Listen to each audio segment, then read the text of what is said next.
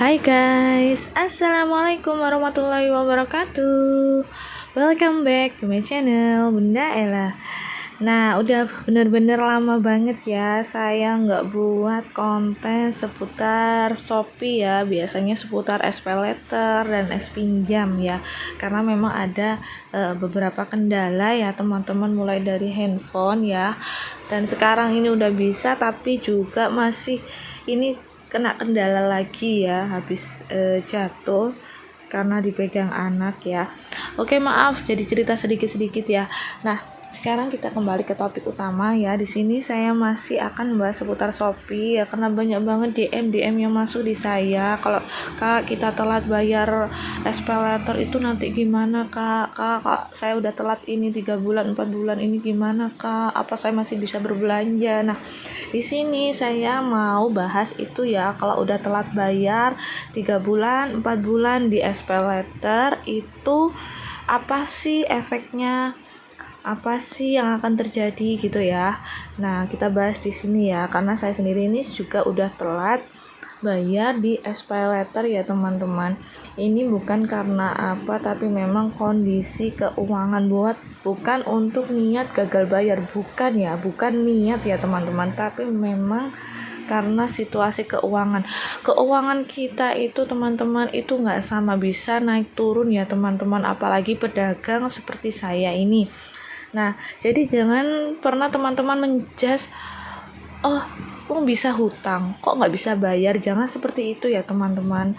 Kalau bisa kita itu saling support, saling mendoakan agar kita semuanya sama-sama bisa terlepas dari hutang, apalagi yang namanya hutang riba ya teman-teman. Nah, ini ya teman-teman, saya kasih lihat di akun saya di SPay Later ya. Nah, ini sudah ada keterangannya di sini ya, di dompet saya di SPay Later dan es pinjam ini ada titik merah. Nah, berarti di sini ini kita sudah melakukan keterlambatan dan sudah waktunya bayar. Saya klik di SPay Later. Nah, ini ya teman-teman. SPay Later saya ini itu sebenarnya dari Desember kemarin itu udah terakhir ya teman-teman bayarnya. Tapi ini saya dari bulan Oktober itu tidak bisa membayar sama sekali ya teman-teman, karena di bulan Oktober itu ada perbaikan jalan hampir menyeluruh lah ya. Kalau daerah di Jawa Timur itu ada beberapa perbaikan jalan ya, khususnya di daerah Sidoarjo itu benar-benar ada perbaikan jalan yang memakan waktu itu 5 bulan teman-teman, dan itu menurut saya tidak worth it banget untuk kita para pedagang, karena jalannya itu benar-benar ditutup ya teman-teman. Ada jalan alternatif tapi tidak lewat depan rumah saya, jadi benar-benar vakum banget ya. Pemasukan itu bisa dibilang itu cuma 20%, dan alhamdulillahnya bisa buat makan, itu aja ya. Nah, di sini ini pastinya ada warning ya di atas sendiri atau peringatan, maaf akun SPay Latermu dinonaktifkan sementara karena ada tagihan yang belum dilunasi. Mohon lakukan pembayaran untuk mengaktifkan akunmu kembali. Dan ini tagihannya sudah keluar ya, dari tanggal jatuh tempo tanggal 5 Oktober ya. Ini tagihan saya itu 2.660.000 sekian ya teman-teman. Karena sekarang sudah bulan apa? Januari ya. Berarti Oktober, November, Desember, Januari. Sudah 4 bulan ya. Ini benar-benar kemarin itu membuat pikiran saya itu udah gak karu-karuan. Bukan karena takut didatengin DC, bukan seperti itu, tapi takutnya itu bunganya semakin naik karena dia itu nih biaya tambahannya tuh 5% per bulan. Jadi kalau kita 2 bulan itu nanti nambah lagi 5%. Jadi kita tuh tinggal hitung aja berapa bulan kita itu telat, tagihannya berapa, nanti ditambah 5% dari tagihan tersebut. Seperti itu ya. Ini tagihan saya. Nah, ini ya dari September, Oktober, November, Desember ya. Ini udah lewat jatuh tempo ya teman-teman ya. Ini benar-benar membuat saya terfikirkan. Ini makanya saya mau bukan nabung ya, ini benar-benar belum ada buat mencicil. Padahal mencicil 20.000 itu udah bisa, tapi yang buat mencicil walaupun 20.000 ini loh belum ada. Karena apa? punya anak, punya itu. Jadi saya fokus itu dulu, buat makan anak dulu, buat sekolah anak dulu gitu ya. Tapi kalau ada sisa kayak kemarin-kemarin saya cicil 20.000, saya cicil 50.000 gitu ya teman-teman. Teman-teman juga gitu, kalau ada disisihkan, dicicil 20.000, 30.000 gitu nggak apa-apa, bisa ya teman-teman. Nah, untuk teman-teman yang tanya kalau udah telat 3 bulan 4 bulan apa bisa untuk melakukan pembelian di Shopee, kita bisa belanja apa enggak di Shopee. Nah, saya cekkan terlebih dahulu ya teman-teman. Kalau masih 1 bulan, yang dinonaktifkan itu adalah SP letternya ya. Tapi kalau udah beberapa bulan gini, apakah masih bisa untuk dibuat belanja? Kalau kemarin ya, saya mau membayar tagihan di listrik ya, itu kemarin itu nggak bisa. Nah, kemarin itu saya kan coba buat beli token listrik ya. Di sini kan masih ada, saya isi saldo Shopee itu masih bisa ya, dari apa kemarin tuh ya, dari Dana atau dari TikTok ya, kemarin itu saya kirim lah pokoknya ya.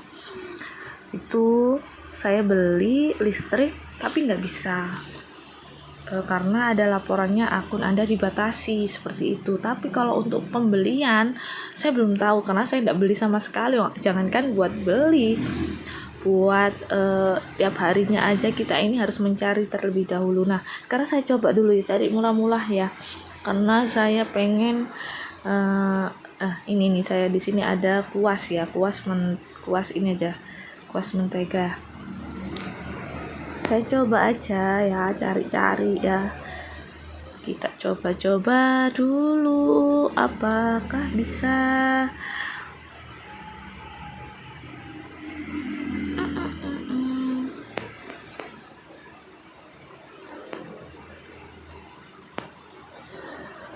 Cari aja kita itu ya.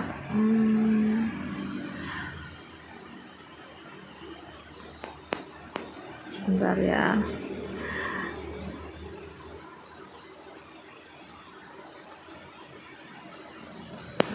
Mana ya, bingung, walaupun hanya coba-coba, cuma kita ini ya, tak masukin langsung, maaf kepencet.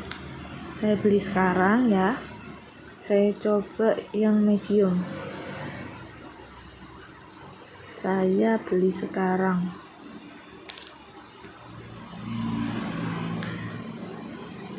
Nah, paling murah dihemat ya ongkirnya. Nah, saya cek dulu menggunakan voucher apa masih bisa.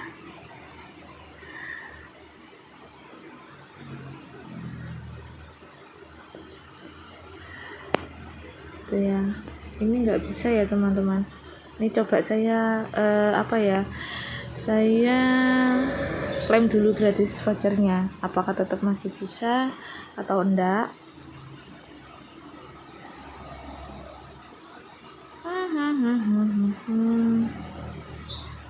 Bentar ya, ini saya lihat dulu, ini nggak muncul ya teman-teman.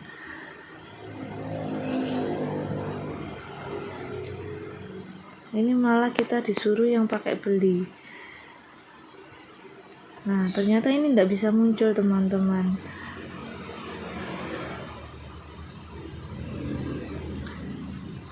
Mungkin karena akun kita itu sudah dibatasi ya.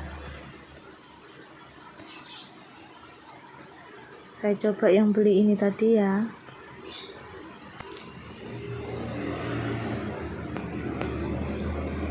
Misalnya saya pilih metode pembayaran, COD nggak bisa, SPayLater nggak bisa. Nah, pilihan Indomaret itu pun juga nggak ada ya teman-teman ini. Yang ada itu transfer bank, kartu kredit, BRI debit, bayar tunai. Nah, ini yang ada.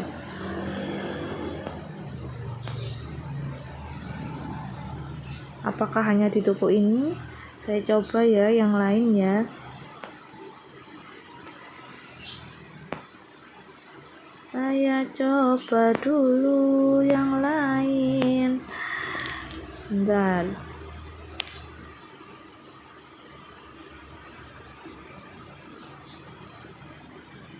Saya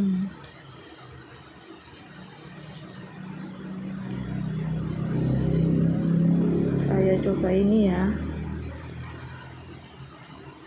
premium misalnya 2 gitu ya. Nah, tetap enggak ada ya untuk vouchernya ya. Oh, itu voucher toko, ini yang voucher biasa. Oh, ini bisa ini. Berarti mungkin tergantung tokonya tadi itu ya teman-teman. Nah, ini metode pembayarannya bisa COD teman-teman.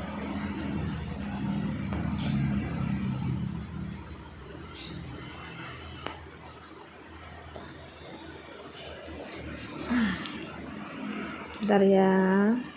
Nah, ini saya klik dulu yang untuk yang buat pesanan ya.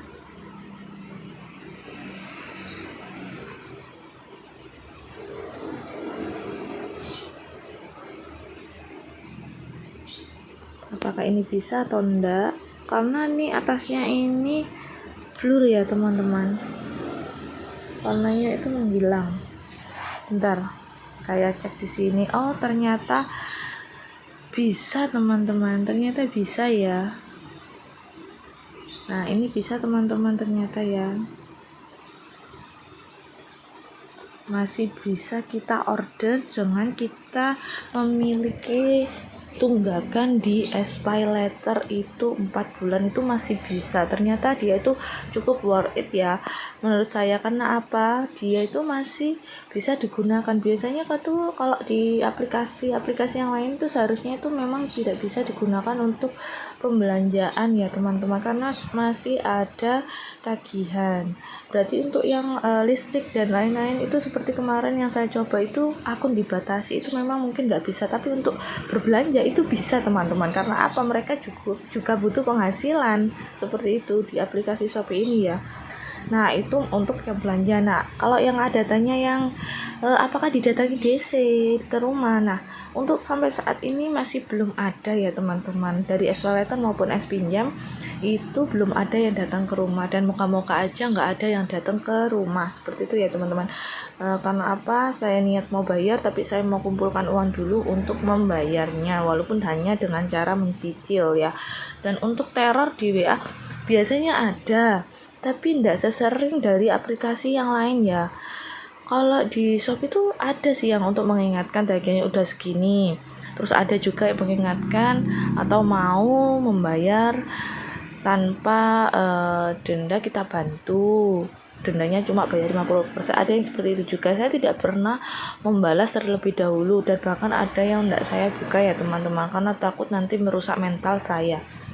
Jadi gitu ya, kalau teman-teman merasa nggak kuat nggak usah dibuka, biarkan saja begitu ya.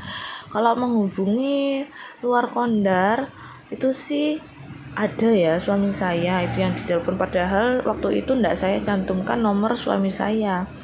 Mungkin mereka mendeteksi siapa yang paling dekat atau siapa yang paling sering dihubungi oleh kita, itu yang dihubungi. Nah, sekian informasi dari saya. Kalau bisa jangan ditiru teman-teman ya. Kalau bisa, kalau ada uang dibayarkan, seperti itu ya teman-teman.